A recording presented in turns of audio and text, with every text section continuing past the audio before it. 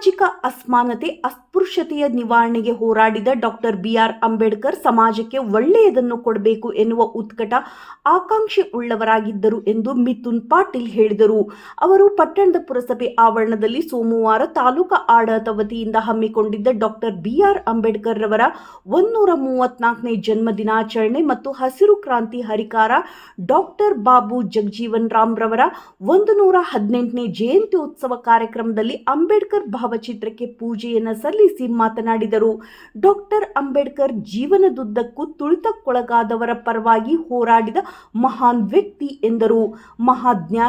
ಮಹಾನ್ ಜ್ಞಾನಿಯಾಗಿದ್ದಂತಹ ಅಂಬೇಡ್ಕರ್ 9 ಭಾಷೆಗಳಲ್ಲಿ ಪಾಂಡಿತ್ಯವನ್ನ ಹೊಂದಿದ್ದರು.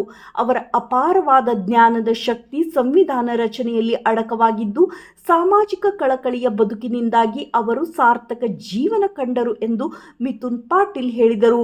ಕಾರ್ಯಕ್ರಮದಲ್ಲಿ ತಹಶೀಲ್ದಾರ್ ನಾಗರಾಜ್ ಕೆ, ಪುರಸಭೆ ಅಧ್ಯಕ್ಷೆ ಗೀತಾ ಮಾಡ್ಲಗೇರಿ, ಉಪಾಧ್ಯಕ್ಷ Durgappa Hiremani, tahsildar Nagaraj K, taluka panchayat EEO Chandrashekhar Kandakur, Balram Nayak, CPI SS Bilgi, PSI Prakash Banakar, Ravindra Pujar, Girish Hosur ಮತ್ತು ಮೆಣಸಿನಕಾಯಿ, ಪ್ರಕಾಶ್ ಹೊಸಳ್ಳಿ, ಸಂಜಯ್ ದೊಡ್ಡಮನಿ, ಸೋಮು ನಾಗರಾಜ್, ಗೀತಾ ಆಲೂರ್, ರುದ್ರಪ್ಪ ಹುರುಳಿ, ಶರಣಪ್ಪ ದೊಡ್ಡಮನಿ ಇದ್ದರು.